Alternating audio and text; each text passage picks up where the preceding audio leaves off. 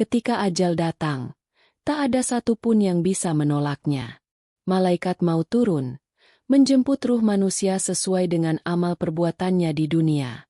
Di saat itu, seluruh tubuh mulai lemah, pandangan kosong menatap ke satu arah, dan napas perlahan terhenti.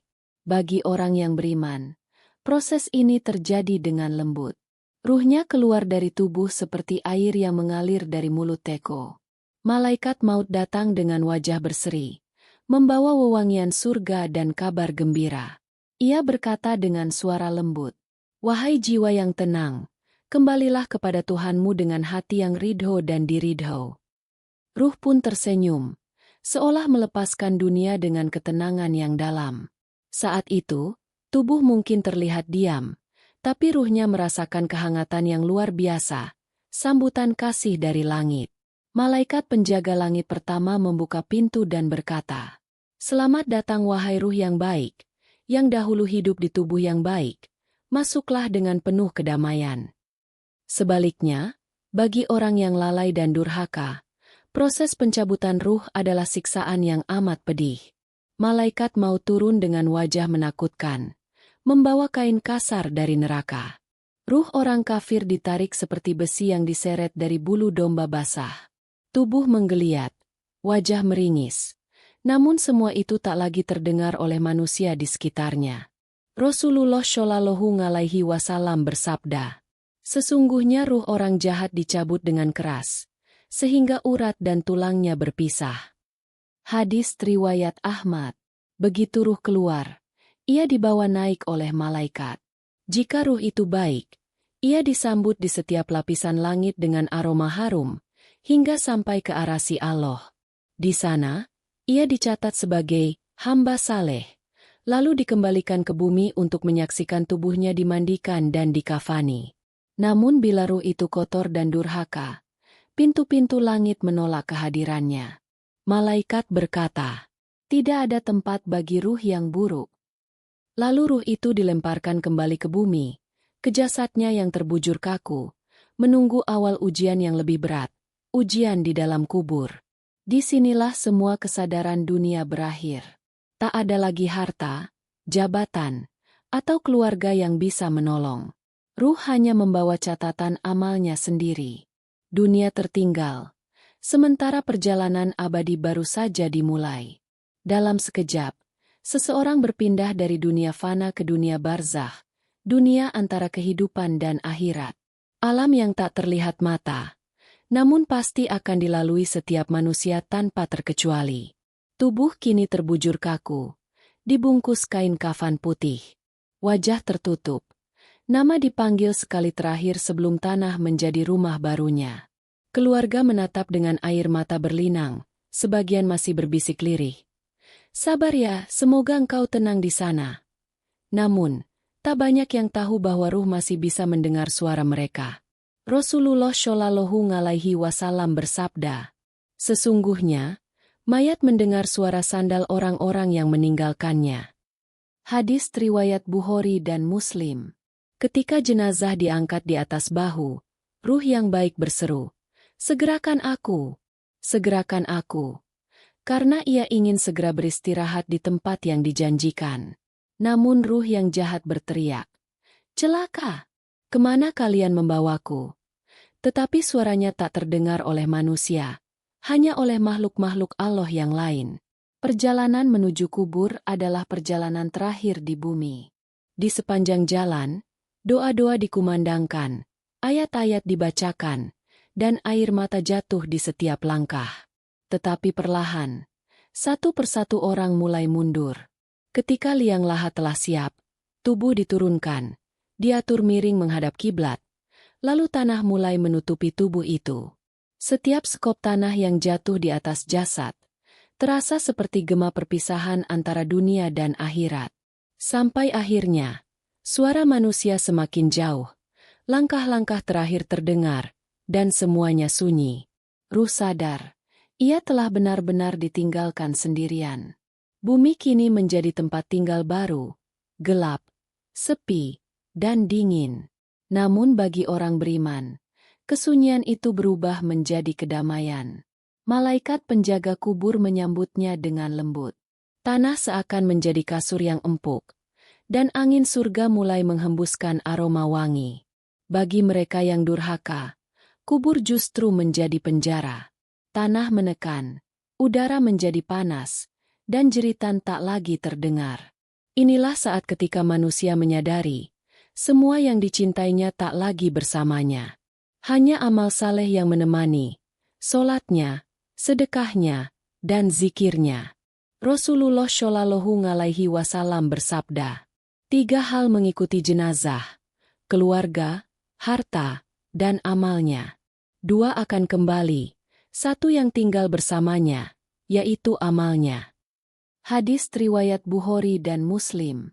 Begitu tanah terakhir ditaburkan, kubur menutup rapat, dan bumi berkata dalam diam, "Aku akan menjagamu hingga hari kebangkitan." Dan sejak detik itu, manusia memasuki fase baru, ujian di alam barzah. Tempat di mana penyesalan tak lagi berguna, dan keimanan menjadi satu-satunya cahaya penerang di tengah gelapnya kubur. Suara skop terakhir terdengar samar.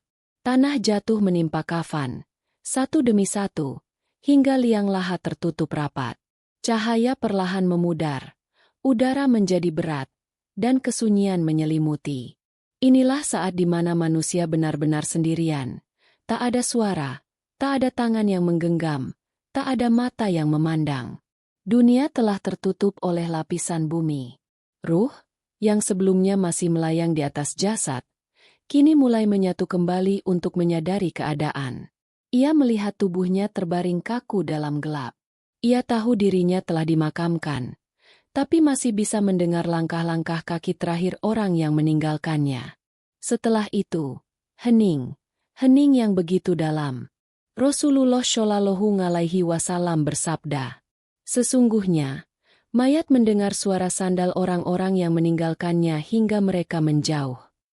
Hadis riwayat Bukhari dan Muslim. Bagi sebagian ruh, momen ini penuh kedamaian. Kubur terasa lapang, tanah terasa lembut, dan udara seolah membawa kesejukan dari taman surga. Tapi bagi ruh yang durhaka, kegelapan itu berubah menjadi jerat yang menyesakkan. Kubur menutup rapat, menekan tubuh hingga tulang rusuk saling bertautan. Rasulullah Shallallahu Alaihi Wasallam bersabda, "Sesungguhnya kubur itu memiliki tekanan. Seandainya seseorang selamat darinya, niscaya Sa'd bin Mu'adz akan selamat." Hadis riwayat Ahmad. Tekanan itu bukan semata tekanan fisik, tapi siksaan batin yang mengguncang ruh. Rasa sesal, ketakutan, dan penyesalan datang bersamaan. Semua kenikmatan dunia terbayang seperti mimpi yang hancur. Mereka ingin kembali, ingin memperbaiki amal, tapi pintu waktu telah tertutup. Orang beriman, di sisi lain, merasakan ketenangan luar biasa. Kuburnya dipenuhi cahaya, dan doa dari anak saleh serta orang-orang yang mencintainya menjadi sinar yang menembus gelap. Ruhnya mulai beristirahat sambil memuji Allah, seperti seseorang yang beristirahat setelah perjalanan panjang. Malaikat rahmat mendatanginya, menenangkan dengan bisikan lembut. "Tidurlah seperti tidurnya pengantin, hingga engkau dibangkitkan dengan penuh kemuliaan." Namun bagi orang durhaka, kubur menjadi neraka kecil. Ia melihat pintu menuju api, merasakan panas dan penderitaan tanpa henti. Tangisan mereka tak terdengar, tapi bumi mencatat jeritannya. Disinilah makna sebenarnya dari kesendirian. Tak ada harta, keluarga, atau jabatan yang bisa menolong. Yang tersisa hanyalah amal. Jika semasa hidup seseorang bersikap jujur, menolong, dan sabar, maka amal itu menjelma menjadi teman setia di alam kubur. Ia menemani, menenangkan, dan menjaga dari rasa takut. Tapi jika seseorang zalim, suka menggunjing, atau meninggalkan sholat, maka dosa-dosanya datang menjerat seperti bayangan hitam yang menghantui setiap napas. Malam demi malam di alam kubur bukan hitungan waktu dunia. 1 detik bisa terasa berabad-abad. Namun bagi yang beriman, waktu itu hanyalah tidur singkat sebelum dibangkitkan. Sungguh, Kesunyian di dalam kubur bukan akhir, tapi permulaan dari perjalanan yang sebenarnya. Disinilah manusia belajar makna sejati dari firman Allah. Setiap yang bernyawa pasti akan merasakan mati. Quran Surat Ali Imran ayat 185. Tak lama setelah tubuh dimasukkan ke dalam kubur dan tanah merapat, bumi bergetar halus. Dua makhluk yang menakjubkan muncul di dalam kegelapan, Munkar dan Nakir. Wajah mereka tak seperti manusia. Mata mereka bagaikan kilat, suaranya mengguntur, dan dari mulut mereka keluar suara yang mengguncang hati. Inilah malaikat yang diutus Allah untuk menanyai setiap manusia, tanpa terkecuali. Rasulullah Shallallahu Alaihi Wasallam bersabda, "Sesungguhnya, ketika seorang hamba diletakkan di kuburnya dan para pengantar telah meninggalkannya, datanglah dua malaikat kepadanya. Keduanya mendudukannya dan bertanya, 'Siapa Tuhanmu? Apa agamamu? Siapa nabimu?'" Hadis riwayat Abu Dawud. Bayangkan, dalam gelap yang pekat dan sunyi, seseorang tiba-tiba didudukan oleh dua malaikat besar. Mereka menatap dalam-dalam dan mulai bertanya, "Men Robbuka? Siapa Tuhanmu? Ma dinuka? Apa agamamu? Men Nabiuka? Siapa nabimu?" Bagi orang beriman, hati mereka tenang. Dari bibirnya keluar jawaban jujur. "Robku Allah, agamaku Islam, dan Nabiku Muhammad Shallallahu Alaihi Wasallam." Saat itulah, langit terbuka. Cahaya turun menerangi kuburnya. Lalu terdengar suara lembut. "Benarlah hambaku. Bukakan baginya pintu menuju surga." Kuburnya pun diluaskan sejauh mata memandang. Udara menjadi harum, dan ruhnya beristirahat dalam ketenangan. Namun bagi orang kafir dan munafik, lidah mereka keluh. Mereka bingung, gemetar, tak tahu harus menjawab apa. "Aku tidak tahu, aku hanya mengikuti orang-orang." Dan seketika itu, malaikat memukul kepalanya dengan palu besi yang mengeluarkan petir. Kuburnya disempitkan, dan dibukakan pintu menuju neraka. Panas membakar, api menjilat, dan siksaan pun dimulai hingga hari kebangkitan. Inilah ujian pertama yang menentukan nasib manusia di alam barzah. Satu jawaban bisa membuka surga, dan satu kebingungan bisa mengantar ke neraka. Namun, jawaban ini bukan diucapkan oleh lidah semata. Ia keluar dari hati yang hidup dengan iman. Orang yang di dunia mengenal Allah, menyembah dengan ikhlas, dan mengikuti sunnah Nabi, akan mudah menjawabnya. Tapi bagi yang lalai, meski hafal kalimat syahadat, lidahnya akan kaku. Rasulullah Shallallahu Alaihi Wasallam menggambarkan, sesungguhnya orang beriman akan menjawab dengan mudah, sementara orang munafik dan kafir akan berkata, "Aku tidak tahu." Hadis riwayat Bukhari dan Muslim. Ujian kubur ini adalah cerminan keimanan sejati. Tak ada kepintaran, status, atau pengaruh yang bisa menyelamatkan. Hanya amal, zikir, dan keteguhan hati yang memberi cahaya saat dua malaikat itu datang. Setelah ujian selesai, bagi orang beriman kuburnya berubah menjadi taman surga, penuh aroma harum dan kesejukan. Sedangkan bagi yang gagal, kuburnya menjadi jurang neraka, panas dan menyakitkan. Inilah pengadilan pertama setelah kematian, pengadilan yang tak bisa dihindari oleh siapapun. Setelah ujian Munkar dan Nakir selesai, kubur tidak lagi sekadar tempat diam. Ia berubah menjadi pintu menuju kebahagiaan atau penderitaan. Rasulullah Shallallahu Alaihi Wasallam bersabda, "Kubur adalah taman dari taman-taman surga, atau lubang dari lubang-lubang neraka." Hadis riwayat Tirmidzi. Bagi orang beriman, kubur menjadi tempat istirahat paling damai. Dari celah tanah muncul cahaya lembut, udara terasa sejuk, dan aroma surga semerbak. Malaikat rahmat menemaninya, menenangkan dengan kata-kata lembut. Ruh merasa tenang, seolah tidur dalam pelukan kasih sayang Allah. Ia diperlihatkan tempatnya di surga, dipenuhi sungai jernih, pepohonan hijau, dan rumah bercahaya yang menanti. Setiap kali ia melihat ke sana, hatinya bersyukur. Inilah tempatku kelak, atas rahmat Allah dan amal kecil yang dulu kulakukan. Namun bagi orang durhaka, kubur menjadi tempat siksaan. Dari arah lain, muncul angin panas yang membawa bau busuk dan api yang menyala dari celah bumi. Malaikat azab mendatanginya dengan wajah murka, membawa palu besi yang menghantam tanpa ampun. Ia menjerit, tapi tak seorang pun mendengarnya. Panas dan kesempitan menjadi sahabatnya, dan setiap hari azab itu diulang hingga hari kiamat tiba. Ada yang disiksa karena tidak bersuci dengan benar setelah buang air. Ada yang karena menggunjing sesama. Ada yang karena meninggalkan sholat, atau karena sombong dan zalim. Semua dosa kecil yang dianggap remeh di dunia kini menjadi siksaan berat di alam kubur. Rasulullah Shallallahu Alaihi Wasallam pernah melewati 2 kubur dan bersabda, keduanya sedang disiksa, dan tidak karena perkara besar menurut manusia. Yang satu disiksa karena tidak bersuci dari kencingnya, dan yang lain karena suka mengadu domba. Hadis riwayat Bukhari. Namun di sisi lain, nikmat kubur juga nyata bagi orang saleh. Doa anak yang saleh, sedekah jariah, dan ilmu yang bermanfaat menjadi cahaya yang terus menerangi kubur mereka. Dalam setiap doa dari anaknya, ruh tersenyum dan berkata, doa itu sampai kepadaku seperti angin lembut dari surga.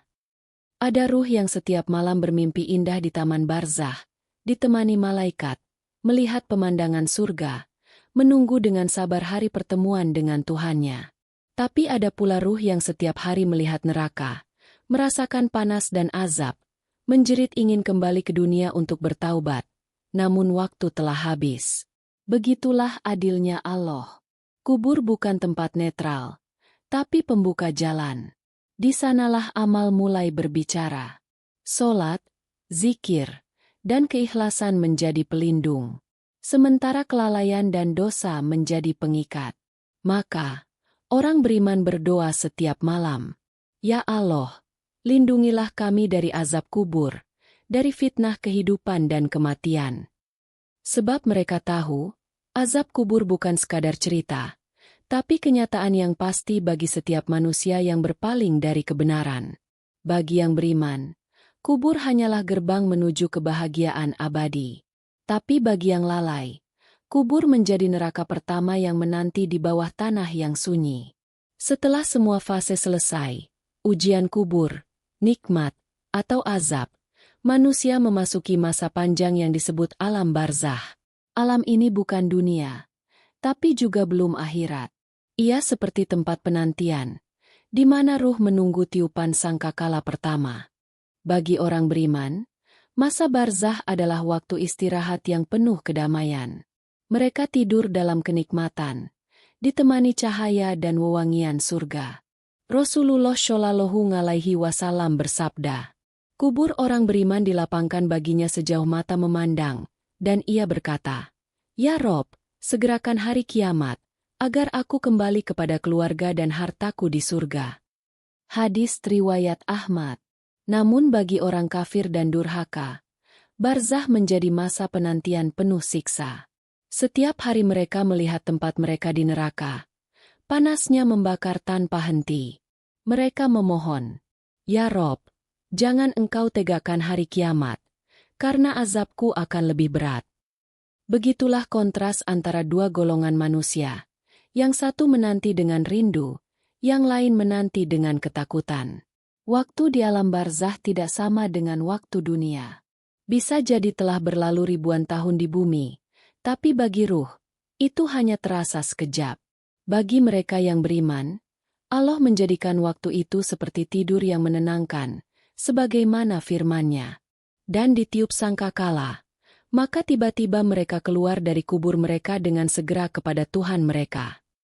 Quran Surat Yasin ayat 51. Ketika waktu tiba, bumi bergetar hebat, laut meluap, gunung meledak, langit terbelah. Inilah tiupan sangkakala pertama, tanda berakhirnya segala kehidupan dunia. Semua ruh dikumpulkan, lalu pada tiupan kedua, mereka dibangkitkan kembali, bersatu lagi dengan jasadnya masing-masing. Mata terbuka, tubuh bangkit dari tanah, dan bumi menjadi datar tanpa batas. Setiap manusia berdiri telanjang, kebingungan, dan takut menunggu keputusan Allah. Rasulullah Shallallahu Alaihi Wasallam bersabda, "Kamu akan dibangkitkan seperti saat kamu dilahirkan, tanpa alas kaki, tanpa pakaian, dan tidak berhitan." Hadis riwayat Bukhari dan Muslim. Saat itu, setiap amal yang pernah dilakukan akan tampak. Tak ada yang tersembunyi. Lidah akan terdiam, tapi tangan dan kaki bersaksi. Bahkan bumi pun berbicara, menceritakan apa yang dilakukan manusia di atasnya. Orang beriman akan berjalan di bawah cahaya amalnya, sementara orang kafir berjalan dalam gelap, menyesali semua yang telah dilakukan. Bagi yang taat, kubur menjadi tempat awal yang indah. Mereka dibangkitkan dalam keadaan tenang dan penuh cahaya. Tapi bagi yang durhaka, kubur menjadi pintu neraka yang membara, dan mereka keluar dengan wajah hitam legam serta hati penuh ketakutan. Sungguh, kematian bukan akhir, tapi pintu menuju kehidupan yang sesungguhnya.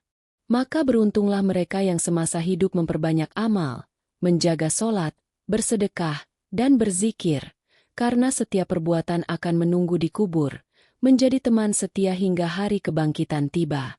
Sahabat beriman, semoga kisah dan penjelasan tadi mampu menggugah hati kita semua, bahwa hidup di dunia hanyalah sementara, dan setiap detik yang kita miliki adalah kesempatan untuk memperbaiki diri sebelum akhirnya tiba saatnya kita kembali ke tanah. Ingatlah, tidak ada yang bisa menolong kita di alam kubur nanti kecuali amal, doa anak saleh, dan sedekah jariah yang terus mengalir. Maka, marilah kita sama-sama memperbanyak amal kebaikan mulai dari sekarang. Jika video ini bermanfaat dan membuka mata hati kita, jangan lupa tekan tombol like-nya, agar semakin banyak saudara kita yang bisa mengambil pelajaran dari kisah ini. Bagikan juga video ini ke teman, keluarga, atau grup media sosial kamu, karena bisa jadi, lewat tanganmu, seseorang tersadar dan kembali ke jalan kebaikan. Dan yang paling penting, tekan tombol subscribe serta aktifkan lonceng notifikasinya, agar kamu tidak ketinggalan kisah-kisah penuh hikmah dan pembelajaran tentang kehidupan setelah kematian lainnya. Terima kasih sudah menonton sampai akhir. Semoga Allah selalu melindungi, mengampuni, dan menuntun langkah kita menuju jalan yang diridhnya. Wassalamualaikum warahmatullahi wabarakatuh.